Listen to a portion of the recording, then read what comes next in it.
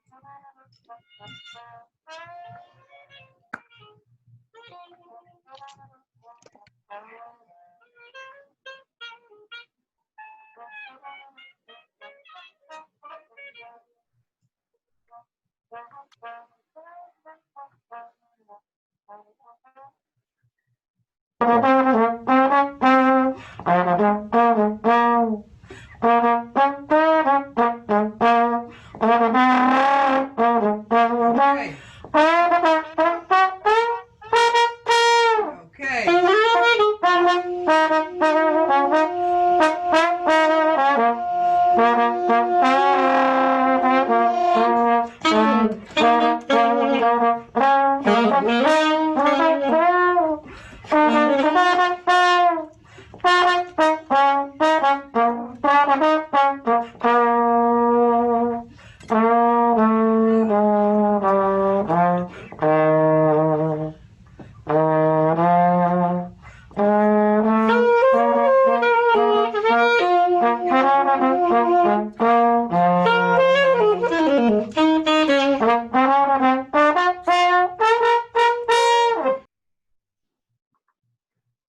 Greetings, greetings. Good evening, Udamak,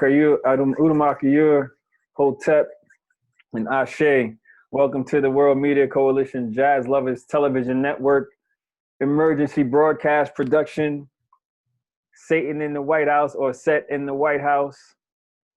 The political insurrection of Set in the White House, an analyst of the propaganda narrative and its psychological implications.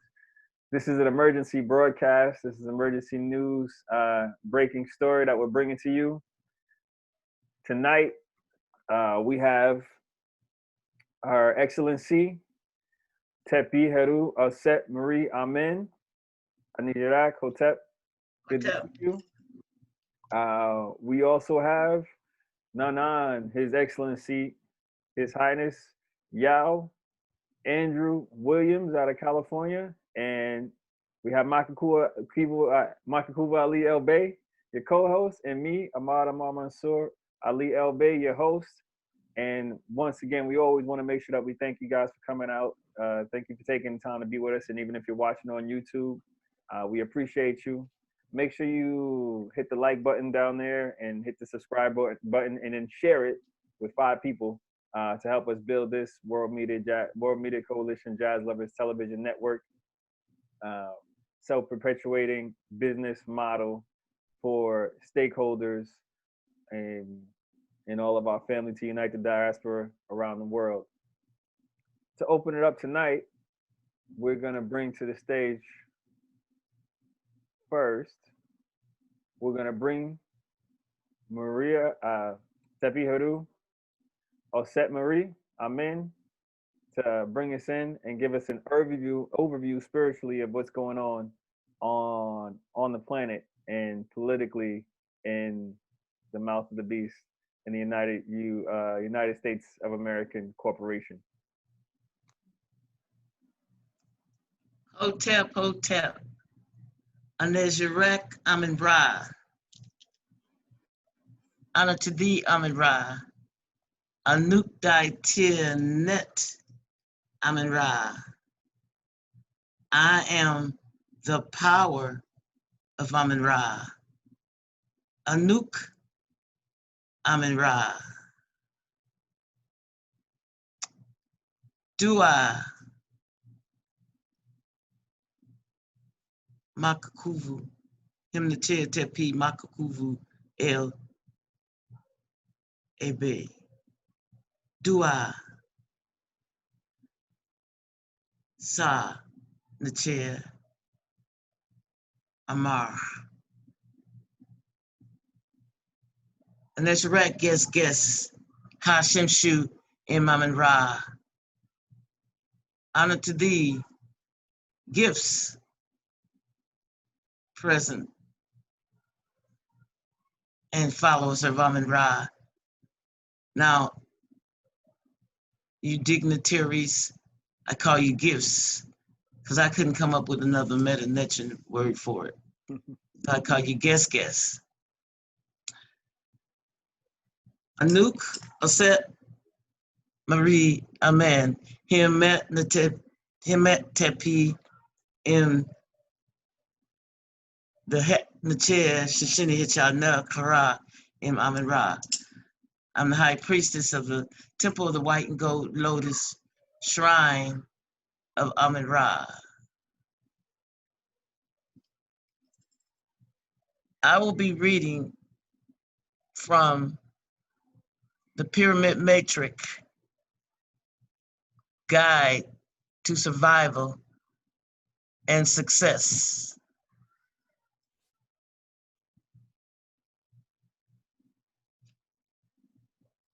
Which was written by him, the chair Tepi Heru.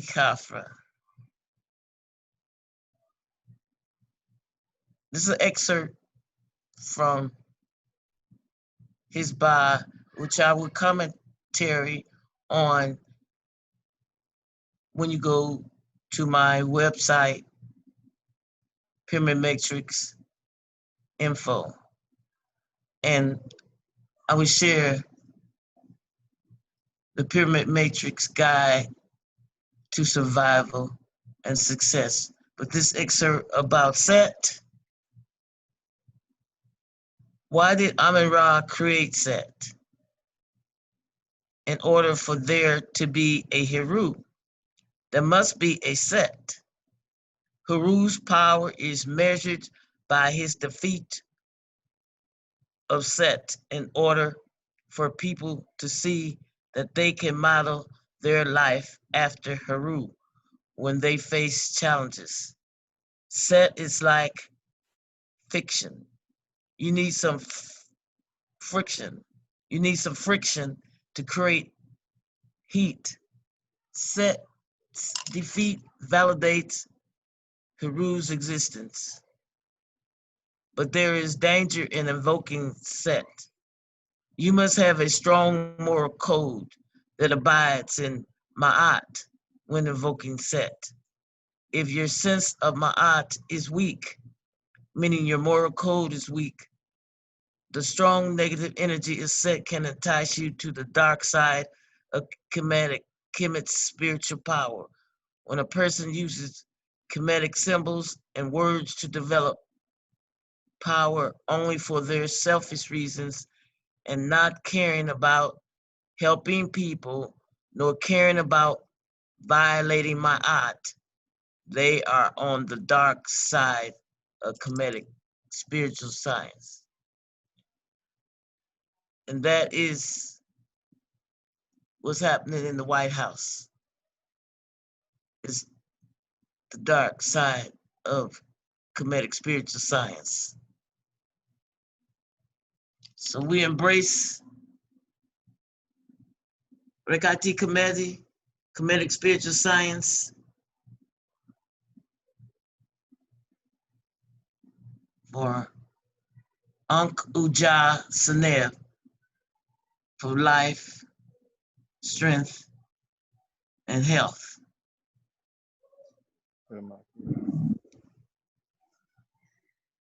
www.pyramidmatrix.info is a resource that I put out to learn Rekati Committee from the Pyramid Matrix Guide to Survival and Success. It's about practical, doing something. Duau. Duau. Urma Akiyur. Thank you. Tepi, Heru, Marie, Auset, Amen. Thank you for bringing us in with that. That gave us an overview basically of what Set, and remember we're talking about Set in the White House. I don't even want to speak his name. He's in the White House. We already know who he is. I'm going to pass the floor over to Makakubu Ali Albay real quick for him to give us a few words before I bring in another one of our special guests. Makakubu Ali Albay. Give us what you got. Moriamazi. Moriamazi is who our people are. Moriamazi. And that term Mori goes all the way back to what is known as so-called Atlantis. And that term Mori is mentioned in the historical account of whom they call the father of his story, Herodotus. And Herodotus writes in his book, his stories, that the people of so-called Atlantis call themselves Mori. And the exact archaeological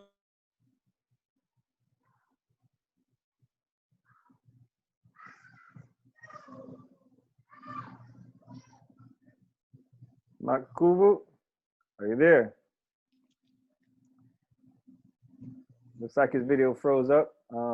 Let's give him a second to get back. Once again, this is the World Media Coalition Jazz Lovers Television Network. Can you hear me all right? Yes, I can hear you. Okay, so it's just Makakubu's video that froze up. Let's see if we can give him a couple of minutes to get back online. Today is September 13th on a Sunday. So 2 months from now, they'll be holding the fake elections in the United States. So everybody keep a close eye out on what's going on and what's going to happen.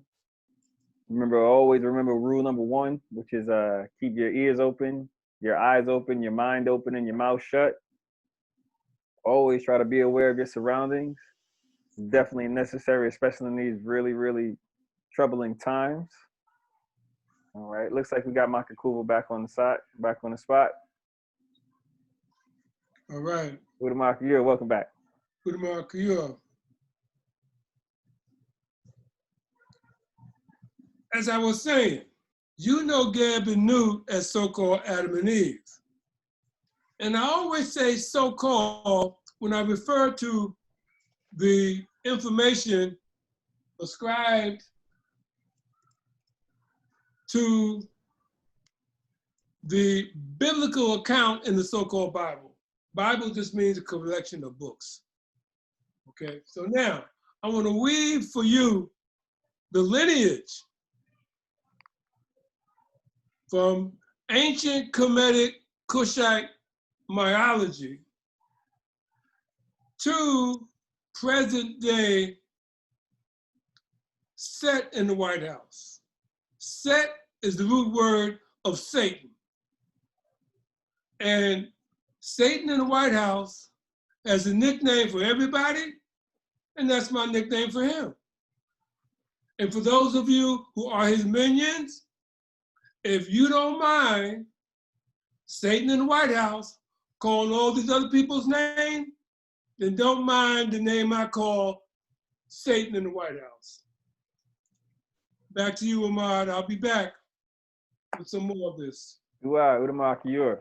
Okay, so we're gonna bring on our special guest, His Highness Prince Yao Williams, out of Los Angeles, California. I know it's a little earlier out there. It looks like the sun is still shining in sunny California. I would almost be jealous if I wasn't in Salvador. But go ahead. Why don't you give us your take on what's going on, please? Talk about Doom the Versus. Well, actually, I'd like to first introduce myself a little better. Absolutely. You introduced me as Prince Yao Williams. That was an honor accorded to me by the Akan Kingdom. And if I may just take just a brief review of the Akan Kingdom so you'll have a better idea of whom I represent.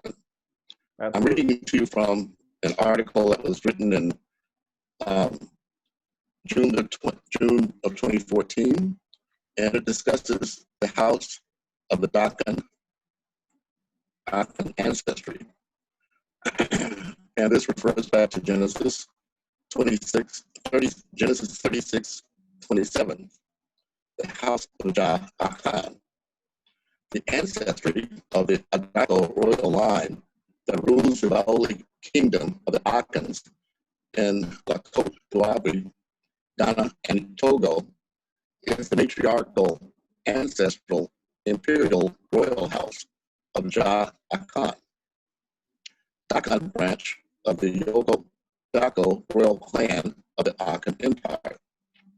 The Baoli kingdom was founded in 1720 by the great Asante warrior queen and head of the Baoli kingdom, and head of the royal family, Her Imperial Majesty Nanan Abina Pukua, Queen Abla Puko, that broke away from the Akan ruling house in Kwaman Kumasi after the assassination of Nana Dako, heir to the throne and brother of Nana Pakua. This is the official oral history as it was handed down from generation to generation since 1717. The kingdom was founded by Nana Abina Pakua beginning in 1720 and consolidated in 1730. She reigned as the warrior queen of the Akans in present-day the Ivory Coast from 1730 to 1760. The current supreme head of the Adako imperial dynasty is Nana Bafor Wanko Fofi I, who is the person that inducted me as a prince into the Akan kingdom. He is the successor to the first president of the Ivory Coast after his decolonialization. The important note that I was told is that it was that change in leadership that shifted from the sacrifice of an albino child to document the successor to the throne. So the throne I represent is the first to bring freedom to the African continent from the shackles of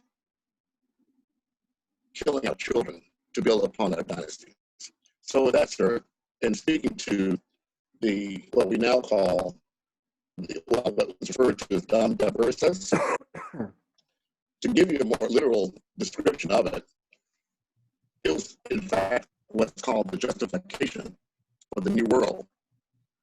On 18th of June of 1452, Pope Nicholas V issued a papal bull called Dom Diversas. On January 15th of 1455, the same Pope issued a papal bull called Romanus Pontifex. On the 14th of May of 1493, Pope Alexander VI issued a papal bull called Intra Caetera. These three edicts served as a foundation and justification for the doctrine of discovery and set in place a catastrophic chain of events for indigenous peoples, all in the name of empire expansion and religious righteousness. Before I close, I will say that it is, in fact, these days that we call Sunday, Monday, Tuesday, Wednesday, Thursday, Friday, Saturday, that are a continuation of the Romanization of the entire world. So my particular viewpoint, worldview, when I traveled to Bermuda, well, I thought there, and I must tell you that Bermuda is that closest landmass to what we call our Ma'afa. And so we decided that we would shift our focus from the Roman calendar to the Kwanzaa calendar. We made a Kwanzaa accord, meaning that we were asking everyone in the diaspora to link together with those people on the motherland and have a new consciousness where we celebrate today, Sunday, as Moja, the beginning of the week, symbolizing unity. So I greet you in the name of unity, and I thank you so much for the opportunity to be here. Absolutely, emoji, Udamakiyur. That is awesome. Yes, absolutely.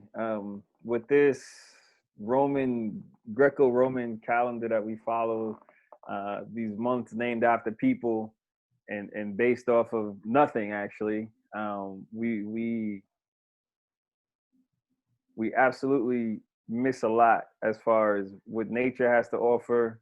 You know, like Patah, Amin Patah said in Weber and Pett, third wheel, that we are essentially lost in time and space because we are on a planet that's moving through time and space in the universe, which is an actual entity, and we don't know where we are in that space and time.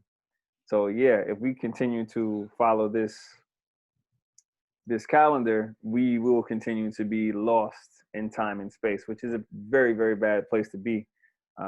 And remember, I always say, NN is Zawe. Now I want to pass it back to Makakubu, His Excellency, His Highness Makakubu Ali El Bey, to touch on his knowledge and his point of view as to what's going on. And so I yield the floor to you because this is a subject that I have much to learn about. Two in the chair. So I want to go back to the title. The political insurrection of Satan in the White House. Set. Set is the brother of Auset, Nebuchadnezzar, and the Heru, the 5 children of Gab and Nut, so-called Adam and Eve. They don't teach you that there were 5 children. And you don't know there were 5 children because of our spiritual enslavement. Our spiritual enslavement began before our physical enslavement. Our spiritual enslavement began when the Ptolemies, the Greeks, invaded Kemet, outlawed Ma'at. Ma'at is the weighing of the heart against the feather of truth. Judgment. So they come in, outlaw a construct with the K of creation with the K as developed in creation with the K by the Nachair, the great spirit, the Ulu Nachair, the one spirit. So they outlaw Ma'at. And then here come the Romans, another invasion and conquest of Kemet. Kemet don't mean black folks, it means black land. Nubia don't mean black folks. Nubia means land of gold. Nub is gold, as in Het Nachair Shishini Hech Ha-Nub Kera Amin Ra. Temple of the white and gold lotus, shrine to Amin Ra. And ascended him the chair Tepi Rikafra. So, here come the Romans, change the time construct. That's why you think it's 2020 on the Greco-Roman calendar, as opposed to based upon the rising of Sabdet, 6,260, ST, Smatawi. In In antiquity, Smatawi meant the unification of Upper and Lower Kemet. In this day and time, Smatawi means the unification of the upper and lower consciousness. Udama Akuyur, Lion of the New Dawn. And based upon those two time constructs, you have a Kushite cosmological mathematical equation. I'm not going to go into that right now. I've spoken on that before. I'll speak on it again. I'm just giving you some background, the backstory on how you got to Satan in the White House. Very significant. Now, political insurrectionists. You do not hear any talk show host from the time that Satan came down those steps in the building on Fifth Avenue in New York. You don't hear any of these talk show hosts identify the characteristic of him as being a political insurrectionist. So let's define insurrection first. You know, folks are like, first of all, 99% of you had never heard that term. Never. So insurrection is an uprising, a rebellion, if you will, as a rebellion against authority. The rebellion in Iran. See the propaganda narrative that you are fed from mainstream media is that the Iranians hate the United States. Ayatollah Khomeini used to call it the Great Satan. Now you got Satan in the White House. The propaganda narrative on that leads you to think that the Iranians are the bad guys. They're not.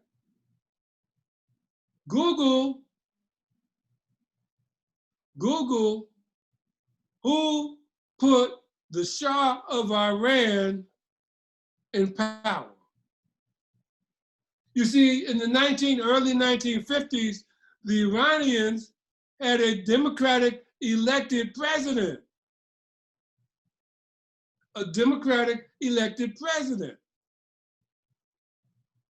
And under the newly formed CIA, I think it was George H.W. Bush, Herbert Walker Bush, as opposed to his son, George Dummy Bush. In any event, under the CIA, that democratically elected president was assassinated. Now, you gotta put this in the context of reality. The people of Iran had elected a democratic president with their vote. The United States didn't like him, so they killed him and put in the Shah of Iran, a brutal dictator for over 20 some odd years until 1979. And when you study the Iranian insurrection, revolution, you will find that it started with protests in the street. Peaceful protests in the street against the Shah. The Shah sent in the military to suppress the protests, repress the people, and what happened? Ayatollah Khomeini was in France. He wasn't in Iran. He was exiled to France by the Shah. The people were sick of the Shah and the repressive nature of the alliance with the United States government. So they formed their protest, which became an insurrection, but it wasn't an armed insurrection. The military was sent in to suppress the protests. They began to beat people. People lost their lives. And then all of a sudden, the Nachair, the spirit, moved on the officers and the military, and they began to protest with the people and gave their weapons to the people. So the United States developed this hate narrative against Iran, which goes to this very day.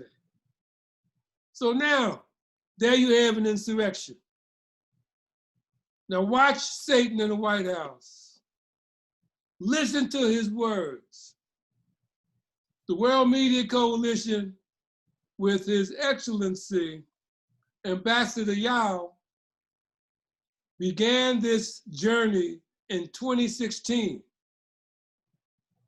This journey began with our effort to do a conference, a media conference, a World Media Coalition media conference, to analyze the propaganda narrative leading up to the 2016 elections. Unfortunately, but fortunately, that conference never happened. The next year, it was successfully produced as the Harnessing the Diaspora Economic Current. The woman is the mother of the nation. When you lift the woman, you raise the nation. Udama Akayu, line of the new dawn. Udama Akayu, the line of the new dawn. The lion is our consciousness. The new dawn is the resurrection of our consciousness, Udama Akayu. The vibratory frequency of spiritual liberation to counter the spiritual crime of the Greeks outlawing Ma'at. Okay, so you got that. It didn't just come from someplace. It came from the chair. Udama Akayu came from the chair. The chair, the spirit, the Unu the chair, is that entity that there is no place in the universe you can go to stand to see God. You call him God. But I'm gonna get to that term in a minute. So now, the political insurrection of Satan in the White House. He comes in, wins the election through the Electoral College, not by the popular vote. He comes in based on fomenting hate, which wasn't hard to do in America, folks. America was built on hate, genocide, rape, and murder. It was built on that. So for Satan to come into the White House, all he did was expose the bloodline of hate in the White House in America. A maxim. Most of you don't even know that there were civilizations, peaceful civilizations on this land that has 4 names, nicknamed Turtle Island. Al-Morocanos or Al-Morak, Guatemala, and a maxim. Al-Moritanos, Morocanos, Al-Moricanos, Mori. This was part of the Moroccan Empire. George Washington actually wrote a letter to the Sultan of Morocco, thanking the Sultan for granting them the permission to form this land, this government on this land, which is a business corporation, which is governed by a treaty, the Treaty of Peace and Friendship, that was supposed to be renewed every 50 years. But the Moors, with I, self, Lord, Master, abdicated that responsibility. So now, the treaty is still in effect, just ain't continually ratified. The last ratification was with Prince Yao Williams at Ad Morium. Ad Morium, they just associated themselves for me. That's funny to me. Ad Morium kicked me out, but they had never brought me in. I brought them in to the Ma'at Festival in 2018. I got the documentation. I got pictures with Ad Morium in the room with the Prime Minister. They just disassociate themselves with me. I brought them in to the United Nations General Assembly production that I did the next year, harnessing the diaspora economic current. The woman is the mother of the nation. When you lift the woman, you raise the nation. You see the Ankh? I don't have it on me, but the Ankh, the woman's on top. I brought Ad Morium in. I got the television production of the Ma'at Festival. They didn't bring me in. I elevated them to what I was doing. And I'll still elevate to them to what I'm doing. So now, all these people are mad. Satan comes in, the rapists, the drug dealers, the murderers. How many drugs was smuggled in from Vietnam during the Vietnam War? How many people in China in the early 19th century, 20th century, were addicted to opium, and the opium wars fomented by Britain? Yeah, Chiang Kai-shek.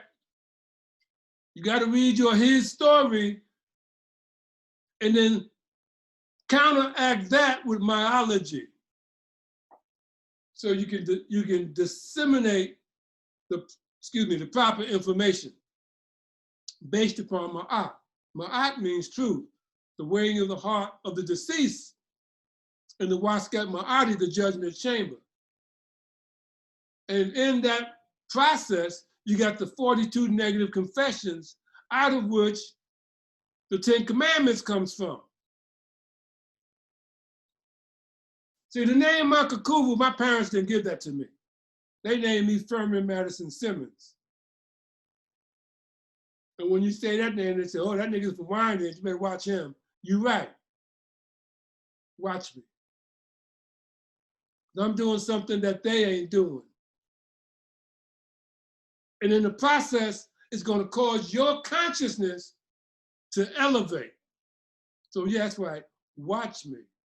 The chair revealed the tongue, Udama Akuyu, line of the New Dawn.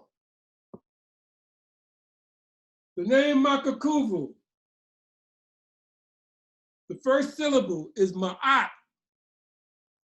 That's right, Ma for Ma'at. And you ain't got to test me on this. Just go do your research. Google Ma'at. The next syllable, Ma'ka, the weighing of the heart against the feather of truth. You know Ma'at as the woman with the scales representing the criminal justice system. So on the plate of the scale, you got the heart, which represents the Ba, and you got the feather of truth. Very light. The deeds of the deceased are written on your heart. So now,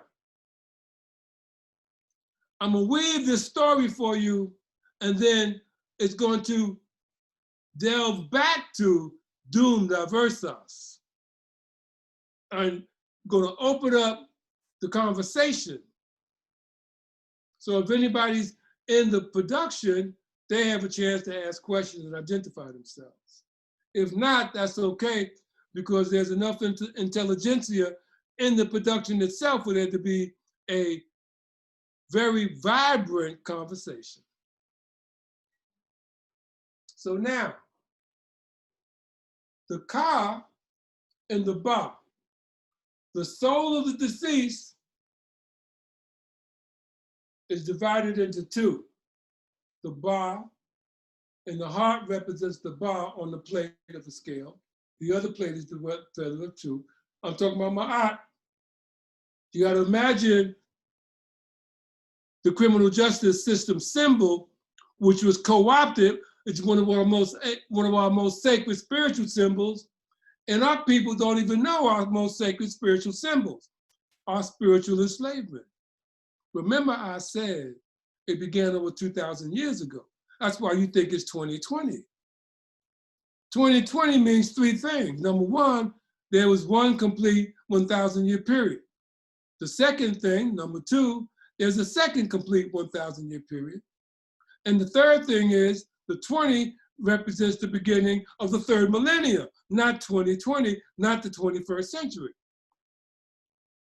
It represents the beginning of the third millennium on the Greco-Roman calendar, which sits in juxtaposition of the Kushite Kemetic cosmological Vasarian time construct of 6,220. Now, brother said to me, well, there's a 25,000-year cycle.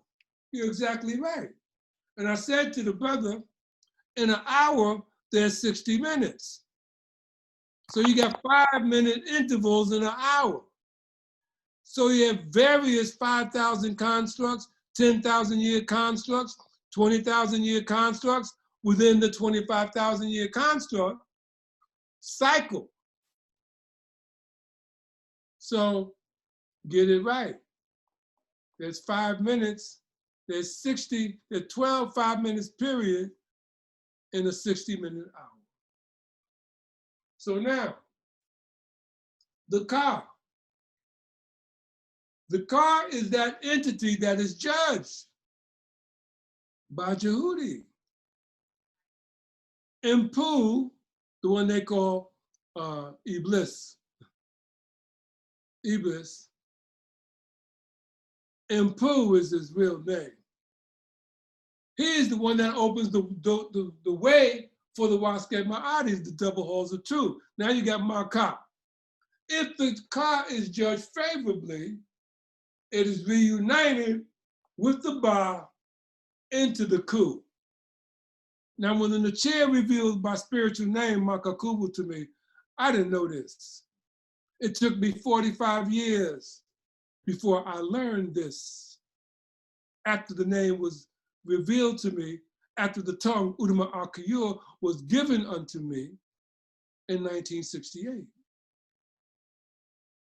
And I didn't learn the true meaning of the name Makakuvu until the Una Chair, through the grace and mercy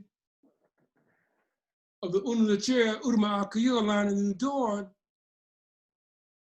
governed my footsteps to meet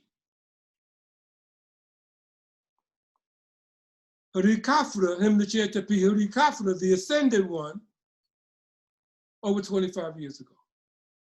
And it was in 2006 that I began to learn the true meaning of the name Makakuvu. So now you got Maka,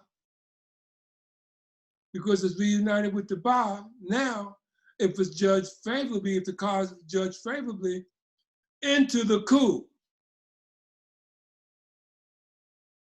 Now you got Maka Ku. Ku means enlightened ones, ascended ones, those who ascend to paradise in Amenta, the land of Amen. Maka Ku. The Vu represents two entities, and both of those entities are vultures. That's right, vultures, people. There's a reason why. First of all, the first entity that the Vu represents is this most sacred mother of creation with the K, Mut. M-U-T, Mut, not Mut, Mut. Nut is N-U-T, not nut. Nut is Eve, so-called Eve. Mut is the most sacred mother of creation, represented as a vulture. Why? Because a vulture, a female vulture, is very protective of its young. Yeah, that's right. So ain't nobody worshiping no animals. Ain't nobody worshiping many different gods, because they're not gods. They're vibratory frequencies of creation. Vibratory frequencies of creation. I'm talking about Satan in the White House now. I'm gonna get back to him. I ain't left him alone. I'm giving you the construct from which you can adapt to the mind-free consciousness of Udama Akayu. I didn't say freedom. I said the mind-free consciousness. Freedom is a compound word. Free dominion. Free dominion, which means you got free reign within a designated dominion, boundaries. So you're not free. Your mind is controlled by propaganda narratives, which bring about psychological implications. I'll get to that too, wait a minute. I ain't finished. So now, you got Makaku Vu. The second entity that the Vu represents, aside from Mut, the most sacred mother of creation, is Nekabet. Nekabet and Uwachet. You know Nekabet and Uwachet, but you don't know you know Nekabet and Uwachet. It's like you know Ma'at, and you didn't know you knew Ma'at. Nekabet and Uwachet, you know as a symbol in the Asian spirituality, the martial arts systems, as the yin and the yang, the soft and the hard, the law of the opposites, the law of polarity, the principle of polarity in the Kabbalion, the 7 principles of the Kabbalion. You need to read that book, written by Jehudi. I mentioned Jehudi as the scribe in the Wasket Ma'adi during the weighing of the heart against the feather of truth. So now, Nekabet and Uwachet, the yin and yang symbol, the white, the dark, the white and the black symbol, representing the breath. Nekabet is the cool breath that travels up the spine. Uwachet is the hot breath that travels up the spine. They correspond to Shu and Tefnut, the hot air and the cool air, and creation. So now, that's Makakuvu. Makakuvu is written all over the Merkut. If you ever seen the judgment scene, that's the name Makakuvu. That's the name the Nachair revealed to me as my spiritual name. No man or woman gave that name to me. That name is part of the construct of the spiritual language of creation. Get over it, people. I didn't make it up. It took me 45 years to learn it. Now you know it. And I didn't learn it until after I met him, the Tepi Heru Kafra, and he and I journeyed on this path. He is my Rek Sabah, my science teacher. And my student as well, because of the relationship, the dynamic relationship between the two of us. So, Dum diversas. 1452, Pope Nicholas V. Dum diversas is the reason why there is the United Nations Declaration of Rights to Indigenous People. I want you to put that in context.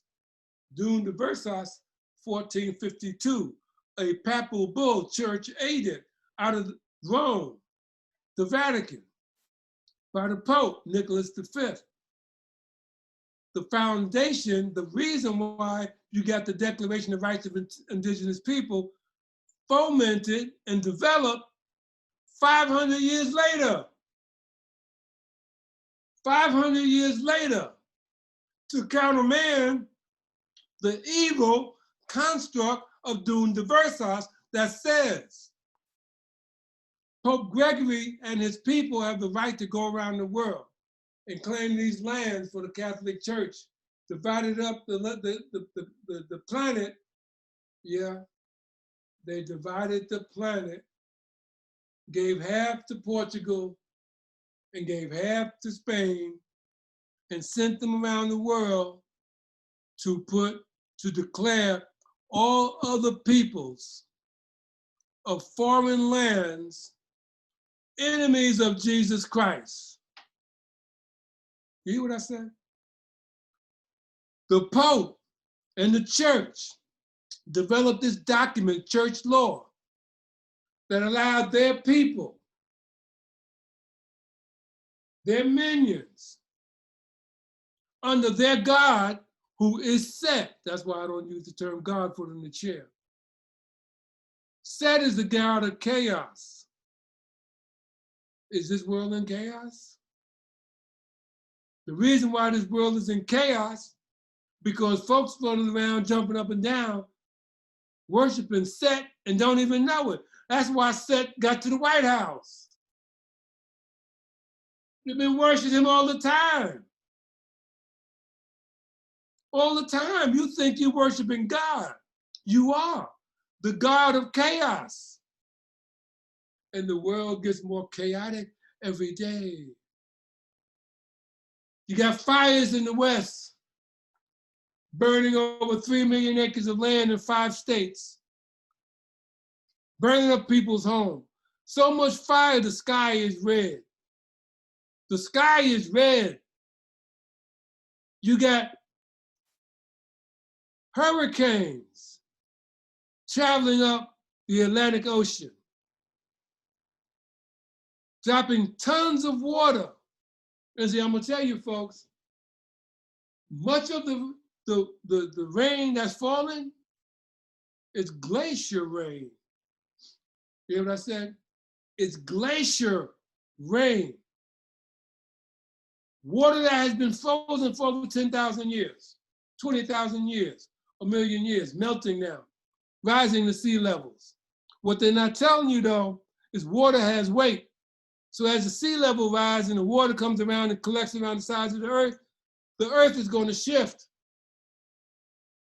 It's already almost on the side, 23 and a quarter, 23 and a half, 23 and a third degrees. That means it's here. It ain't here upright, 90 degrees, it's here, wobbling in the vortex, the planetary vortex. So now, he comes down the elevator, they're rapists, they're criminals. Now he's got, well, the suburbs are going to be overrun if you elect Joe Biden. They're going to be overrun with Black people. And this is the most comical thing about his man, this man-child, because he's an imbecile. I said it, he's an imbecile. And you put him in office for the very reason that he's here, to foment an insurrection. So now, here he comes. The most comical thing he's saying, the most corrupt president ever. And that's a compliment if I call him a president, because he ain't a president. He sits in the office of the presidency.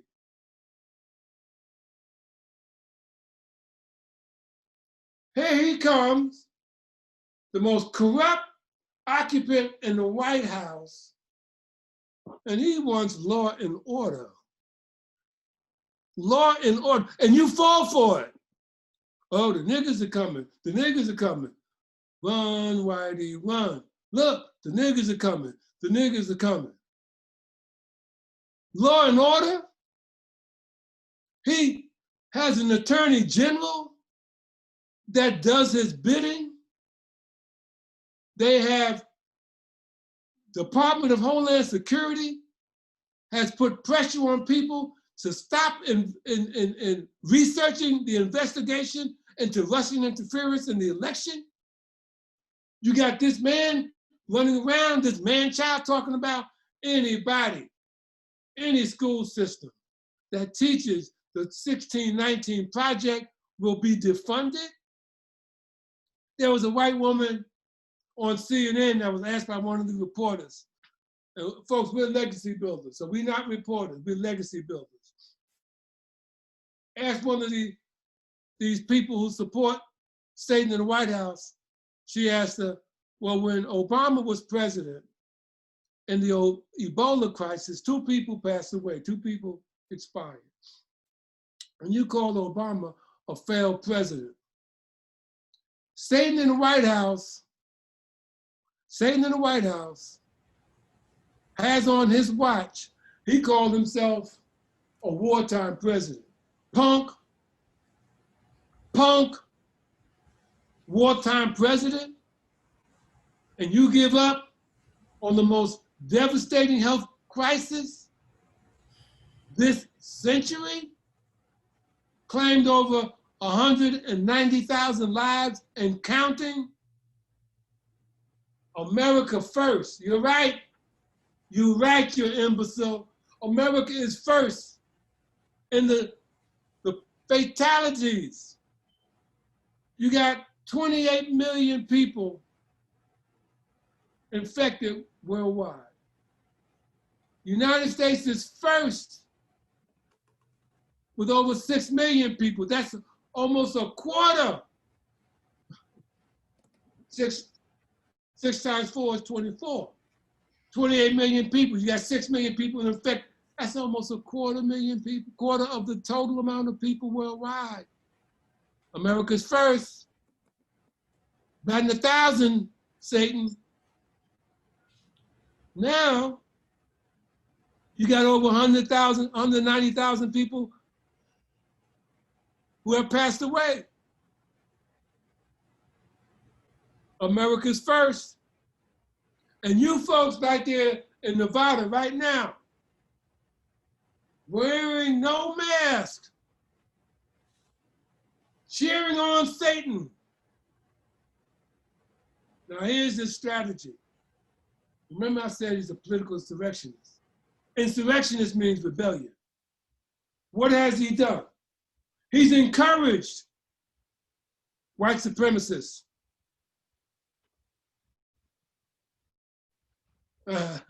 666. You see him do this all the time, don't you?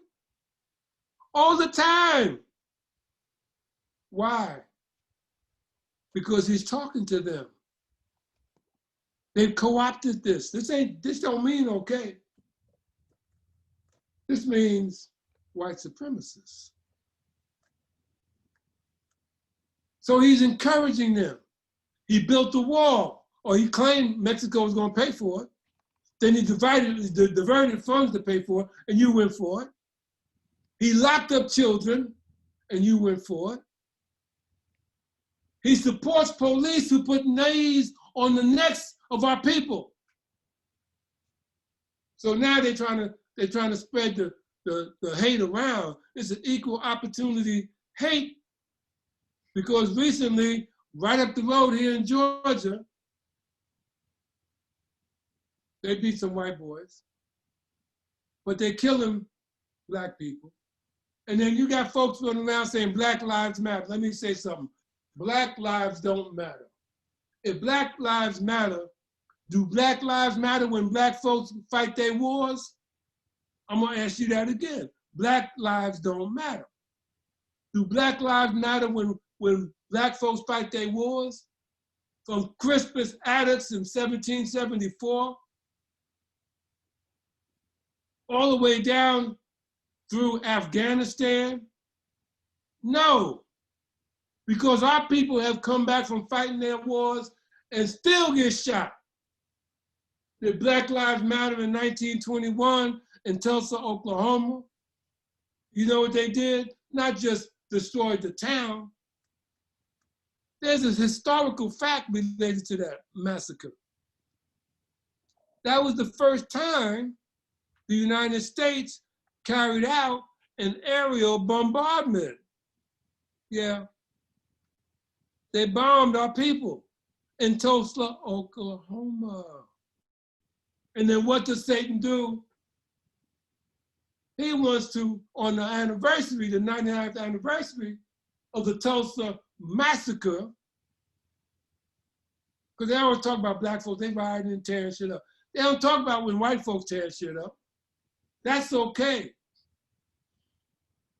No disrespect to John Lewis, but do you watch that?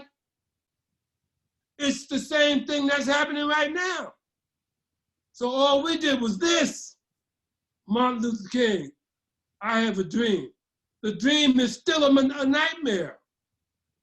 There was nothing that Martin Luther King said in that speech. Everybody calls it a great speech. It ain't great to me, because it didn't say what needed to be said. What needed to be said was there needs to be an effort to develop economic, technical, and industrial infrastructure. Economic infrastructure, technical, commercial, and industrial infrastructure in our community that will allow us to 50 years after I Have a Dream speech to put large numbers of people to work. Well, nothing said about that. What was said, I have a dream that little Black boys and little Black white girls can walk down the street hand in hand. That's what was said. And that don't mean nothing to me. Now you folks, oh, he's talking about Martin Luther King. No, I'm talking about the speech. I'm talking about what wasn't said. See, you're not listening. So now, we aren't able to put our people to work. Here it is, the beginning of the third millennium. The pandemic comes down, shuts down the economy. And what does Satan do? Declares himself a wartime president and surrenders to the enemy, the invisible enemy. This man has committed treason, people. I did an interview with Karen Bass in 2016 before he was elected. The day you heard him say, Russia, if you're listening, please find Hillary Clinton's deleted emails. He committed treason then. I asked Karen Bass, when are y'all going to charge him with treason? And they can't, because he's got his minions spread all throughout the government. All throughout the government. He encourages them to carry their guns, to storm the state houses of the governors with guns in their hands. Those two attorneys that threatened the Black Lives Matter movement, marching past their house in Pennsylvania, what did he do? He invited them to the RNC, Republican National Convention. And then you got Herschel Walker, Tim Scott, and a whole bunch of other master, our house is burning. Nigga, this ain't your house. This ain't your house. How's your house burning when he hanging you by your neck? Got his knee on your neck. So here's the real deal, folks. This is his game plan. And they ain't gonna tell you this either. They ain't gonna tell you this. I'm gonna tell it to you. Watch him. Watch what he does. All he's got to do is say 4 words. Get them out of here. Who's them? Get them out of here. Hispanics. Get them out of here. Blacks. Get them out of here. Anyone, the Asians that don't look like him. He running around calling the China virus. And what did he say on February 7th? Oh, I like to play it down. I'm gonna keep playing it down. I'm gonna keep allowing Americans to die. And who told him about this? Who told him about the coronavirus? Xi Jinping, the president of China, briefed him, told him it could be spread through the air. He knew it, but he still calls it the China virus. Satan in the White House. So now, I'm gonna end with 2 things. The first thing I'm gonna end with is this, his game plan. Now, who does he spend all his time loving? Vladimir Putin. Putin. Puke. Puke when I say that name. I've been to Russia, folks. I was in Russia in 1985.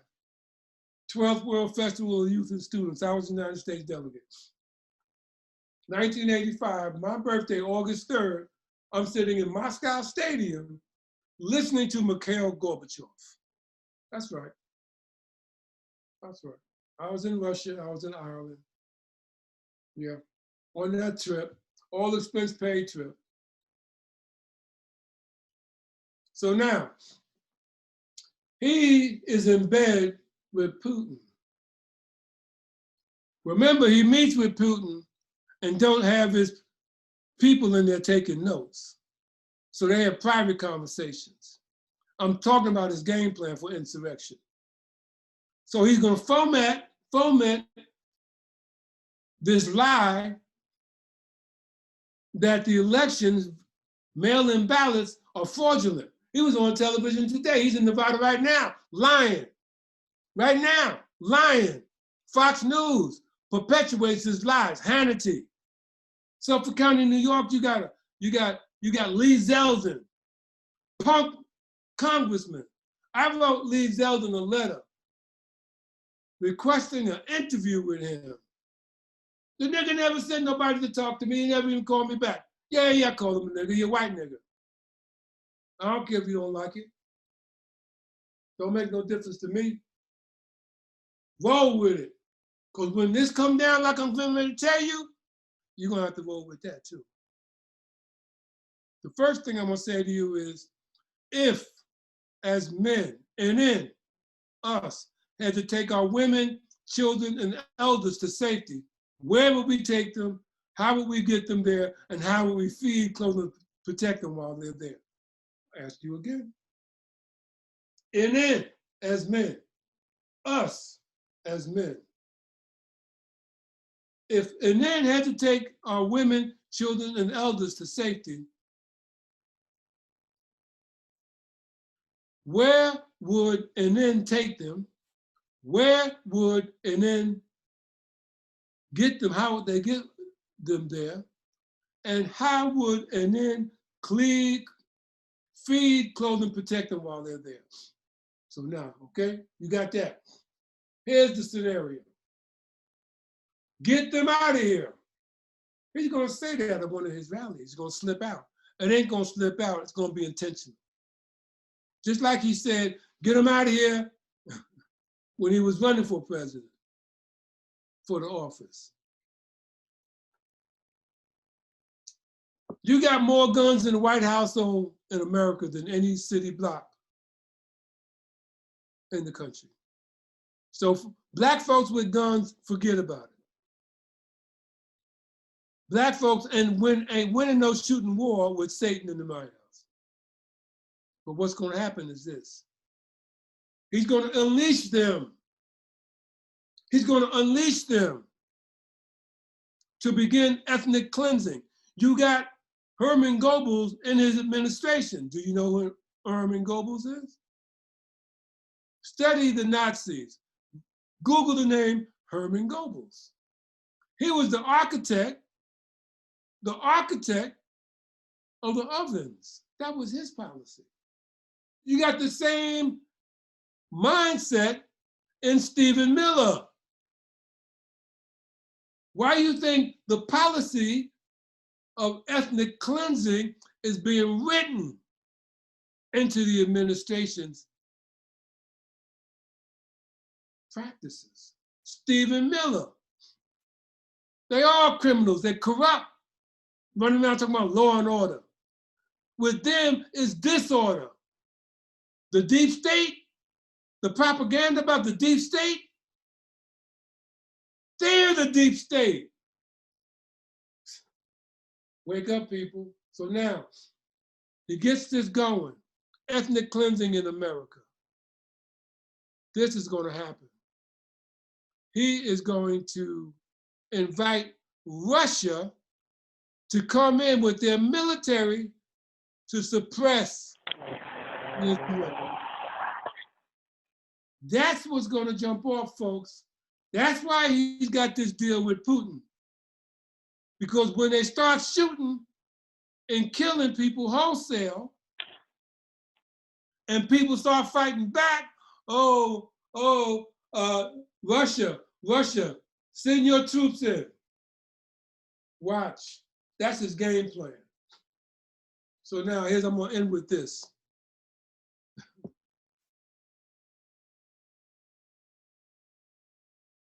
The Presidential Library. This is my recommendation. And I'm gonna say his name this time. For the tricky Trump Library. The Lion Tricky Trump Library. In the lobby, as you walk into this lobby, you know what the President's Library is, right? Okay, you know what that is. So when you walk into the lobby, on the lobby walls, just like they got the Vietnam Memorial of all the soldiers who passed away, well, all the people who passed away in Satan's surrender to the coronavirus, all their names should line the walls. That's right. In the lobby of the library, all of their names should line the walls. And the anterior rooms should be tweeted, should have all of his tweets. That's right. That's the library I see. All of his tweets going out the back. In the anterior rooms, all of the destruction of the treaties, of the alliances, all of that documentation should be made available. That's the library for tricky, lying, Trump, Satan in the White House. I yield. Thank you. Thank you. Back to our host, Amar. Open the floor. Let's have some discussion. Thank you very much for that. Wow. Thank you, Makakuva. Very deep. A lot of knowledge that just came out of there. Man. We're going to open up the floor for everybody that's on. You can unmute yourself and introduce yourself and speak. Since I get to open it, I'm opening the floor for everybody else. I'm going to open up with my first statement / question. And this is something that I see because I live in a foreign country. I don't actually live in the United States corporation. I live in the Federal Congress of Brazil corporation because they all act the same. But what I've noticed over the past I would say we're in the past 4 years is a resurgence of what I like to call the axis of evil, which apparently is a current of right-wing fascist leaders spreading out across the planet. Italy, France, here in Brazil, Argentina, Peru, Venezuela, and a couple of others. I can't name them all. Russia, we're not even going. Russia and North Korea, we already know they enter into this, and even China. So noticing this, it seems like the set that we're talking about, Trampy number 45. He seems to be the head of the snake in the mouth of the beast. Would I be correct in assuming that's what that is? He's the one that would sound the trumpet call? Is that a question to me, or is that to the open floor? To whoever can answer it, but I was technically directing it to you. But if anybody else can answer the question, I definitely appreciate feedback. Well, before I'm gonna give someone else a chance to speak right quick on that, if there's anybody else that wants to comment and on that question. Well, I have a comment in context, in that, as I understand it, the presidency of the United States itself, it seems to me, is actually the root of what we are faced with, in that the first president of the United States himself was a slaveholder, and it has been acknowledged that slavery itself is the sin of America, so to speak. However, here we are, and I'd like to take us to 1884, Makakulu, and the United States Congress. It was the United States Congress in 1884 that first validated and authorized the ownership of the country of Congo to King Leopold in 1884. That gave him power at the Berlin Conference from 1884 to 1885 for there to be the launching of what's now called the Scramble for Africa. So I would pose to you, Makakulu, that the problem is not Set being in the White House, it's that the White House itself is the foundation of evil. So I'll take it back to you, sir. See, that's excellent, because people, they look at the continent of Al-Kibulon or Al-Kabulon, so-called Africa, and they see 54, I'm not even calling them countries, territories. And the reason I'm not going to call them countries is because when you look at his story of the formation of each one of those countries, with the exception of Ethiopia, every one of those boundaries for those territories were established at that conference that His Excellency Ambassador Yao Williams just mentioned. Under King Leopold, Satan's son in Belgium, divided up the continent into those territories, which precipitated World War I, the scramble for Africa. So yes, that is the beginning of the seed of present day conquest. And like I was saying, when you read his story of each one of those territories, invariably, all of them, when you read the story in the encyclopedias and Wikipedia, every last one of them, it says it gained their independence in 1950, 1960. It doesn't take you back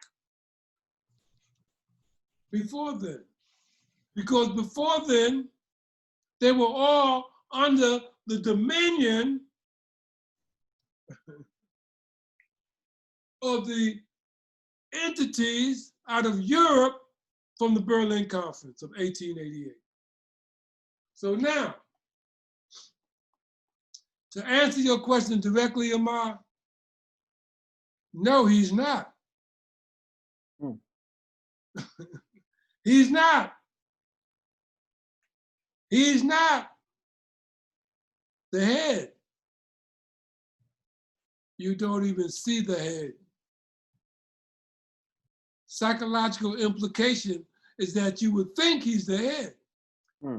First of all, he's too stupid to be the head. That's a stupid man. Y'all don't realize how stupid he really is. His niece said he doesn't have the ability to process information. Wow. That's what his niece wrote in her book. He is corrupt. I'm gonna tell you something else, folks. See, they are banking that he will expire the statute of limitations with a second term in office. But there is no statute of limitation on the RICO laws. And that's what he's guilty of from his time in New York through the White House, running a continually criminal enterprise. The whole family, bunch of criminals, including Cushy, Jared Kushner. His daddy was a criminal. Look at how many people in the first 3 years, 3.5 years of Satan's administration have been indicted and gone to jail. And then he turns around and pardons them. Check this out. He pardoned Roger Stone. Michael Cohen publishes a book. Kellyanne Conway says Kelly McInerney says he's a convicted felon. So should nobody listen to him. But the other convicted felon who was convicted of lying to Congress got pardoned. And he don't even go through the proper channels to pardon people. And then you got this guy DeJoy who lied to Congress last week. Campaign funding violations. Had his people in his company donate to Trump's campaign and then turn around and gave them bonuses and lied to Congress that he didn't do it. Now he about to be under indictment. So now, here's the deal. There's a book, I'm gonna tell you why I say he ain't the head. Y'all ever hear ISIS? Yes. Okay. Don't know what ISIS stand for? Auset. No. Auset. No, that's the Greek word for Auset. I'm talking about ISIS, the terrorist organization that they've been fighting. You know what it stands for? Oh, that one. The propaganda narrative is that it stood for the Islamic State of Iraq and Syria. And it fomented that conflict that destroyed that whole region after the Iraq War, which was another conflict to destroy that region. There's a book. Do y'all know what the term Zionism means? Yeah. I think so. All right, let me explain what that means. You see, there's a difference between Jews, Judaism, and Zionism. There's a difference. Judaism is a religion that came from the Hikal Kasut, the shepherd kings, or the Hebaru, which was co-opted into the word Hebrew, which was co-opted into the word Jews. the European Jews aren't Jews. They adopted the religion. The European Jews come out of a region in Eastern Europe known as Khazaria. They're Khazars.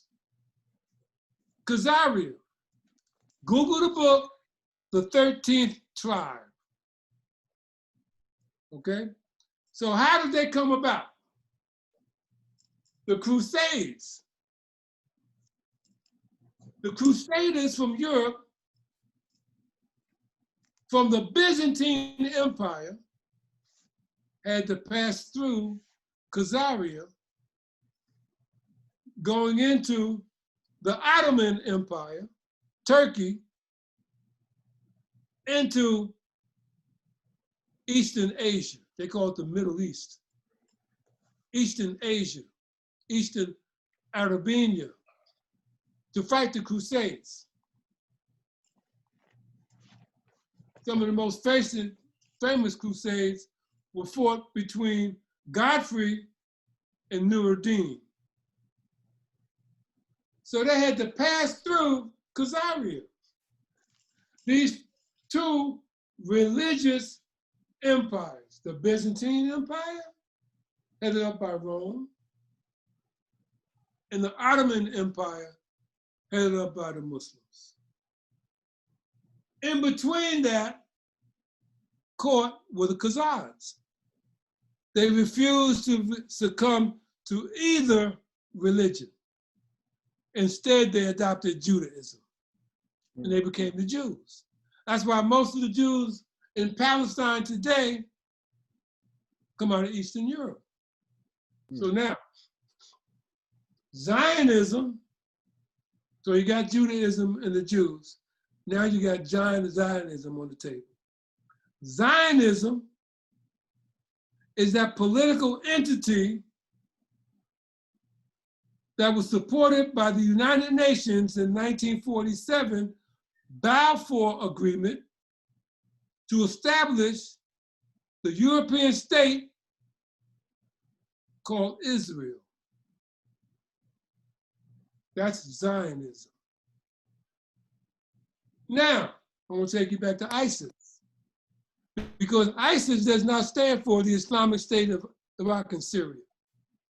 ISIS stands for the Israeli Secret Intelligence Service. That's what it stands for. Now I'm going to take you to what that whole war was about. It's a continuing war, a perpetual war. Because Zionism has pledged to eradicate that whole region of Muslims. How do I know that? There's a book called The Hidden Story of Zionism. In that book, there's a map. The map was developed by Rabbi Saul Herzog and another rabbi. The map was drawn up in 1903, before the World War I. They developed this map. The map delineated the future boundaries of Israel. I'm gonna say that again. The map delineated the future boundaries of Israel back in 1903. Those boundaries included all of Palestine, all of Libya, parts of Syria, parts of Saudi Arabia, parts of Egypt, all the way to Suez Canal. That's the boundaries that were established in that map in 1903. When the United Nations ratified the Balfour Agreement that allowed the European Jews to steal the land, they re-ratified that map those boundaries. And in the book, The Hidden History of Zionism by David Schonblum, it says that the Zionists have pledged to eradicate that land of all Muslims, not through diplomacy, but by the machine gun. By the machine gun. So no, Satan in the White House ain't the head. Ain't the head. That war was planned before even World War I was planned. Wow. They planned World War I. They planned World War II. They planned the Iraqi war. They planned the wars they're fighting right now. So no, he's not the head. You don't even see the head. Wow. Udamakiyo. Well, that was my statement. I'd like to call into recognition. We have in the room His Royal Highness King Muabdi Jamel Osiris, King of the Maori Almazi Theocratic Kingdom. We greet you. We say Udamakiyo. Peace and blessings. Thank you for coming to the show. Thank you. The floor is open to anybody who has any questions or statements, any comments.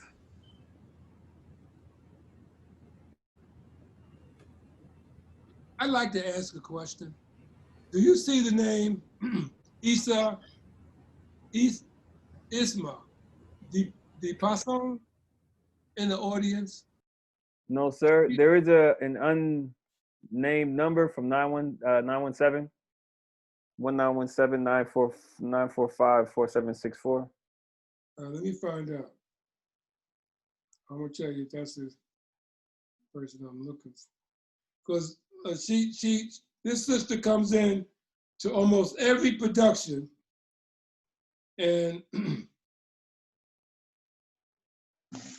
I really want her. What's the number again? 917-945-4764. Yes. Okay, greetings, brothers. I'm on the line. Yes, this is Isma.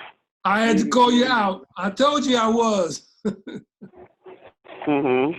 Dynamic voice, dynamic person. She's in New York, and Isma, you've been absorbing many of our productions, and I'd like to hear from you and get some of your feedback on your thoughts. I heard you speak about the library that would seek to contain or inscribe the names of those who have died from the coronavirus during the presidency of number 45, and also to have his tweets also connected to what occurred during his administration. But as far as I'm concerned, I don't want to waste any more time with this person and what occurred during his administration. Having the names of all those who passed on during this time, and even after this time, if there ever comes an after to this time, is a consideration. But what I was thinking the other day is that everyone has their name calling for those who've passed on, such as the 9/11, all the 3,000 names I believe were called. I've seen on the campus of Columbia University in New York, the Holocaust Remembrance, people outside with a sign indicating the remembrance, I think every October or November. When do we have the name calling for our ancestors who have passed on, or even the thousands of those who have been victimized by police misconduct? When do we have that name calling? When do we dedicate a day to that name calling? So that's my question, my statement, my input. Thank you very much. His Majesty King Muabdi, I'd like to greet you. Uduma Akayu, Line of the New Dawn. Would you like to address that question, Your Majesty? When will our people have our name calling? Well, technically, looking at the current situation, our people have been beat up so much to the point where they don't know their own selves. So, you know, we talking about maybe 450 years of slavery, then we talking about the civil rights movement to put you right back into slavery, back into the industrial slavery. We we we forget that we had our own autonomy in our own neighborhoods, in our own communities, and then we want to live like the white man. We want to be like the white man. We want to have the house like the white man. So we march in the streets and sing the Negroes' gospel songs to still make them feel good. We, as a people, we've been so played down and dumbfounded to the point where we don't know who we are. I look at some of the information on social media, and I look at some of our young men and young women. Our young people is lost, and that is our down. That's it. That as leaders, and it's go to me too. It's our downfall, and it's only a few is going to be seated and go on to be leaders, but the majority was lost. We have our young women bleaching their hair blonde and putting blue contacts. I seen some people in status lighten their skin to almost European. So, you know, we have a task in front of us as we in this circle right now and having discussion and also talking about the history of the European and the so-called free world that we live in.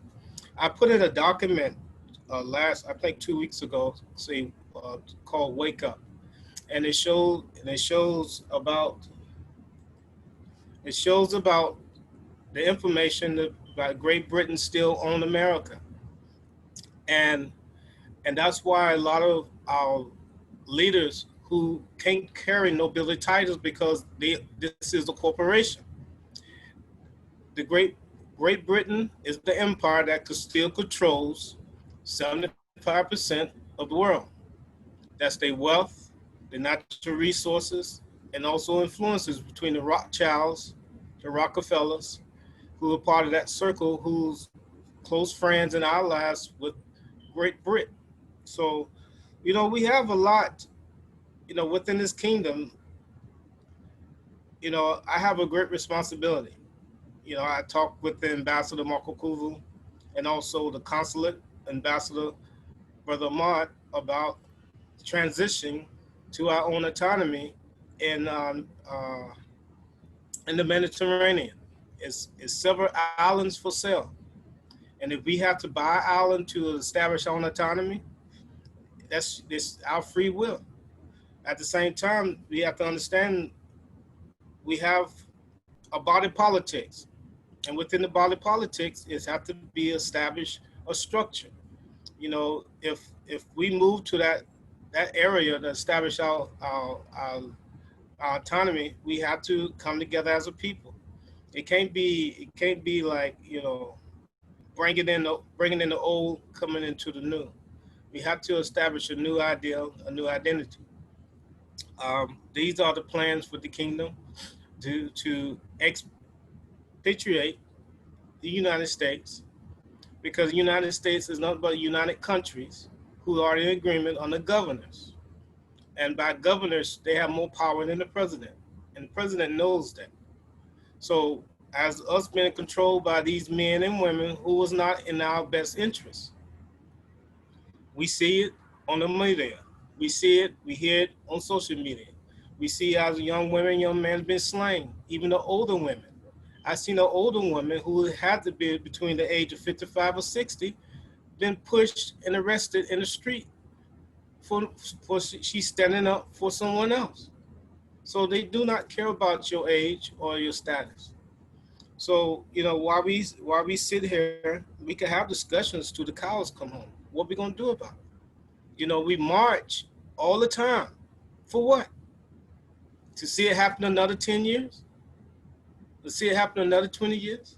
We had the If I remember when I was a young man and see Rodney King gets beat up by LAPD, that was 20 years. We seen another Trayvon Martin, another 20 years passed. We marching again. We burning up our neighborhoods. When are we gonna wake up? We have these discussions. I'm working. I know my ambassador working. What the rest of us doing? Talking about history. I'm tired of talking about history. I'm doing something about it. It's going to be our history, so we have something to talk about to our ancestors and to our children who's coming. So again, we have to save our generation before us. Like this young brother here in front of us. That's our future. When I turn 70, 80 years old, I'm depending on him to carry on the torch. So again, we have to give a guidance to our young folks, give them a map from where we see where we gonna roam at, and make sure he or she takes that from there. I yield the floor. Thank you, Ambassador Marco Kuvu, and respected women and respected gentlemen. I'm only just a vessel. I'm not one who chose no one. I'm just a vessel, no one, just like you are. And I want to see a change. And it have to come from me, just like it have to come from you all. It have to come from us. It's not. I'd like to, I don't know if you can see this, but that is the cover of that first document that he mentioned, that His Majesty mentioned, Wake Up. Could you try bring it a little closer? See if we can see it. Up a little bit. Right there. Nah, the screen, there it is. Yeah, it's coming through. Okay. That's the cover of Wake Up. It says, chapter 1, the United States is still a British colony. In the second, 1, 2, 3, it says this in the fourth sentence, in the fourth paragraph. Keep in mind, those that came to America from England were British subjects. So you can better understand what I'm going to tell you. Here are the definitions for subject and citizen. In monarchical governments, by subject is meant one who owes permanent allegiance to the monarch. Beauvillard's Law Dictionary, 1914. Constitutional law, one that owes allegiance to a sovereign and is governed by his laws. The natives of Great Britain are subjects of the British government. Men in free governments are subject as well as citizens. As citizens, they enjoy rights and franchises. As subjects, they are bound to obey the laws. That's free dominion, people. That ain't freedom. That's free dominion. Now, keep in mind, the title is Wake Up, but the title of the first chapter is The United States is still a British colony. So now, our name calling is going to have to come out of our sovereign entity. Our sovereign entity, based upon our time construct, 6,260. May I interject, Ambassador? It took me almost 10 years to put that information together because I understand that the United States have a charter was given by the king, and the charter is ownership of this land. He actually, his ancestors and his heirs from his estate own America and the adjoining islands around America. So that charter still stands as, in that document that I put together, it still stands as it is. So that charter, like any type of legal document, is upheld, and still how you want to say it, still stands today. That charter cannot be moved at all. Well, His Highness Yao, unmute yourself, Brother Yao. Thank you so very much. And greetings to you, His Imperial Majesty. This is Andrew Williams Jr. In this particular case, Andrew Williams Jr. was the name not with which I was born, but which I chose at 6 years old. It was, in fact, His Imperial Majesty of the Akan Kingdom that designated my name to be Nanan Yao Williams. However, this conversation is pertinent to an issue that we discussed somewhat in our last meeting together, going back to 1999. It was in 1999 when Wayne James, then a senator of the U.S. Virgin Islands, constructed this journey into the Atlantic Ocean, which, as you may know, was called the Ethiopian Ocean until the 19th century. But the journey was to commemorate the discovery of the African burial grounds beneath Wall Street. So he undertook a journey that was recognized by Kofi Annan, who was at that time Secretary General of the United Nations, and world leaders. And they went out into the ocean floor, over 400 kilometers, one for each bone or body that was found, and dropped into the ocean floor a memorial. So as we're in this time of destroying memorials and tearing down vestiges of white superiority, I would contend that it is important that we uplift the only existing memorial that we have to those ancestors of ours who were unable to successfully survive our Ma'afa or our Holocaust or our Middle Passage. Now, the memorial that was dedicated on the ocean floor was not forgotten. In fact, the subscription for the Middle Passage dedication read, "For all those who were lost, for all those who were hurt, for all those who were left behind, but for all those who are not forgotten." So it was actually the Millennium Arch Committee formed on the island of Bermuda, which is the closest landmass to where that monument was dropped and the closest landmass to our Middle Passage, that funded a replica of that monument. It's placed on grounds owned by the United States in St. Croix, Virgin Islands, on the educational complex. This, well, actually in 2019, which was the 400th anniversary, if you want to call it that, of the first arrival of those Catholic Africans from the Kwanzaa River area of Angola, those first what they call 20 and odd that were landed at Point Comfort, now Fort Comfort in Hampton, Virginia, that the history books tell us about. Although, as a member of the National Advisory Board for Project 1619, I know it took 25 years for Jamestown to relinquish its false claim that that's where those Africans came from. It was in 2009, excuse me, I believe that President Obama made that shipment declaration. It was also in 2009 when he recognized the Declaration of the Rights of Indigenous Peoples for the first time. But that brings us up to now. It was in 1997 that Hong Kong was officially decolonialized.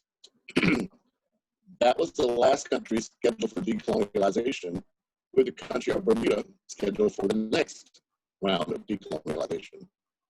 In 1998, after 50 years of domination by white-only rule in the country of Bermuda, there was a majority black political group that came into power, and their mandate was to, one, take the country independent, and two, uplift itself as a beacon for hope for Africans around the world. Unfortunately, that didn't happen. So I was in Bermuda in 2012 when that all-black government was taken down, so to speak, by a hybrid government. That was in 2012.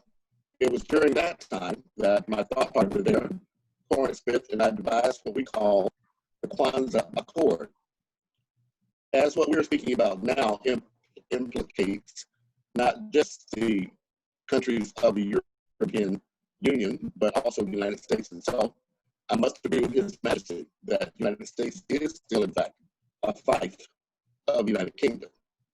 However, the strategy that we've devised and have been undertaking and are perhaps on the threshold of accomplishment is arranging matters in history and our story to intersect, at least during my lifetime, hopefully within the next 12 months. But the idea is very simple. We acknowledged the end of those 400 years on August 25th of 2019 with what we call a super jubilee. Because as you may know, a jubilee itself consists of 50 years. So this first 400 years behind us, we are looking forward to the next 400 years. And keep in mind, the Kofi Annan, we, as Secretary General, announced the Millennium Development Goals. That has now transitioned into the Sustainable Development Goals. The intent was actually, in fact, to have a 1,000-year plan. Now, the Chinese are renowned for having 5,000-year plans, 500-year plans. So we undertook it ourselves to construct our own multi-100-year plan. So my Kakuvu, I mentioned to you before, it was on August 1st of this year that the His Royal Majesty, Easy Dr. Ambassador Chukwudi Ahenetu, is the Easy Nikbo Ghana, King of the Igbo people of Ghana, and their Council of Chiefs and Elders inducted me as a prince. It was also at the same time that I gave honor to uplift the monarchy of Yaya, whose Olaizi Uba Onwa had arranged this to happen. On August 25th of this year, just 2 weeks ago, it was His Royal Majesty of the Akan Kingdom that inducted me also as a prince, Prince Yao Williams. So I dedicated myself to uplift those royal houses, and the strategy is again very simple. The idea is to establish both a monarchy and a patriarchy on the soil of Bermuda as a physical place that, unlike those countries throughout Africa that have successfully been victimized by coups and coups d'etats, it is unlikely that the country of Bermuda will be overrun. However, again, it is right now still a property of the overseas territory of Great Britain. So by the end of this year, perhaps it may be true that we will domicile there a sovereign trust to represent the wealth of the Akan people worldwide, to set up banking and media headquarters at that location. So I extend to all those on this call and all those that you reach for us to find a way that we can collaborate, take advantage of the tools and resources that we have and the time that we have left to make this our story and stop talking about his story. Thank you. Doing the chair. Our story, myology, mind for self, my people, ology for the study of, my people, myself, from antiquity to present day and beyond. I'd like to comment before we close out on two things. One, in reference to Ms. Passan's question, all of the people who were on those ships were listed in the ship's manifest, the names. In England, those manifests are in, there's a city, Liverpool. That's where those manifests are. All of the names. In France, all of the names in all of those countries that were involved in the capture, kidnap, imprisonment, and enslavement. They were not slaves. They were enslaved.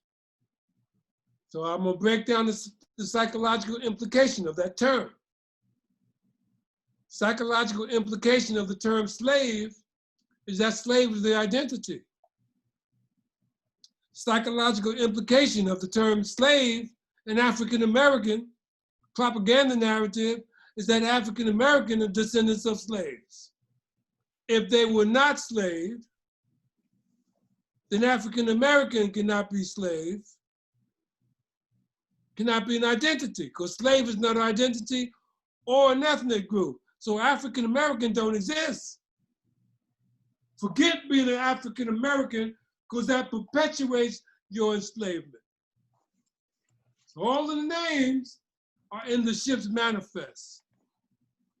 So to do our name calling, our people have to establish a sovereign effort to research those names.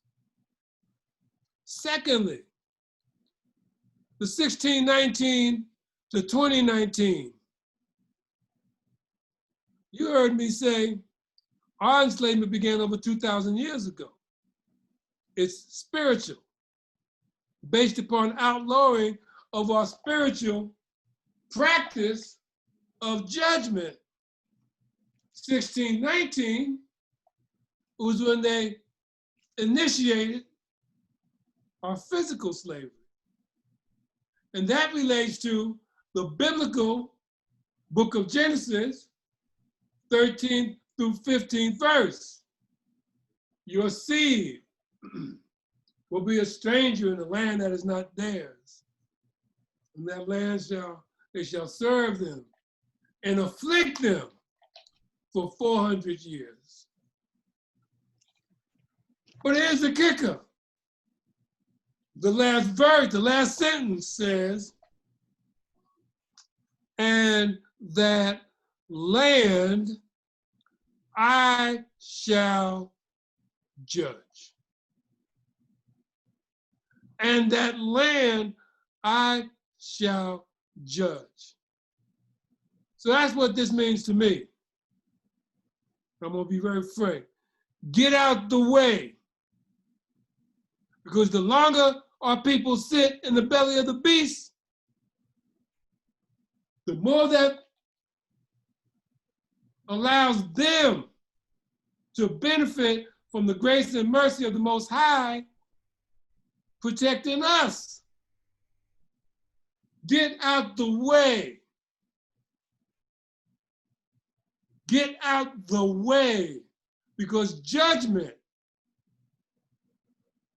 is the last sentence in that verse.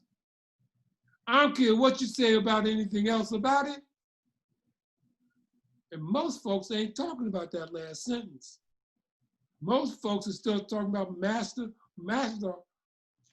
as Malcolm said, our house is burning. This ain't your house. This ain't your house. Move out the way. Allow judgment to take place. And I'm gonna leave you with this. Makakuvu has 3 meanings. This first meaning is truth of the spirit of the soul. That's his first meaning. Took me 45 years to learn that. Its second meaning is judgment. Makakuvu means judgment. Its third meaning, and you're gonna really love this one, is death. Death. Because you got to die to be judged. Udama Akayu, a line of the door. I yield back to the host. Anybody have any other comments, questions? Please speak up now. I do have one thing to say. Can you hear me?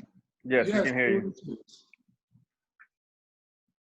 Amin Ray Sutinetcher. Amin Ray is the king of the spirit. Aten Ray Neven Ankh. Aten Ray is the Lord of life. On Neteru, Neteru on one spirit. Spirit is one. Aten Ray Sutinetcher, Aten Ray Neven Ankh. Aten Ray Sutinetcher, Aten Ray Neven Ankh. Aten Ray Sutinetcher, Aten Ray Neven Ankh. All right, that's us. Himnacher Tepi Rikafa and Sutunet Hemet Auset Marie Amen. Urma Akiyo. Check us out. Udama Akiyur. Peace and blessings and greetings to everybody. As always, I say thank you for being with us. We are bringing our people together along in the diaspora. Whoever is not present today is present in spirit, and they will also be able to watch the YouTube video later. Make sure those of you who are watching this on the YouTube video, subscribe, like, share, and share. This is the World Media Coalition Jazz Lovers Television Network, stakeholders, self-perpetuating business model for our people to uplift our financial status all across the diaspora. We look forward to seeing you again in the next broadcast. This week, we have 2 music broadcasts with the Jazz Lovers Television Network on Tuesday, same time, same place. The link will always be the same at 6 p.m. I will be doing my show as a DJ. I'll be playing house, soulful house, and Afro house, probably a little bit of break beats. It'll just be a 2-hour show from 6 p.m. Eastern time to 8 p.m. Eastern Standard Time. And the premise is we're raising money to help feed people out here that have been devastated by the coronavirus. The people on the island of Mojo de Sao Paulo, where the project Guerreros da Luz is located. Also, we will be adding into the phase 2 of Guerreros da Luz World Peace Initiative that we will launch in Salvador. And also to, help me, the founder, make sure that I'm able to sustain myself while these things go happen, and also until things start moving along. We have slated, they said, until December before things get back to rolling. So Tuesday night, same channel, same time, exactly in the East Coast. And then we have the 18th, we have the Jari and Dixon Express. We still have not established the time just yet, but once we do, we will send out the notifications and let everybody know.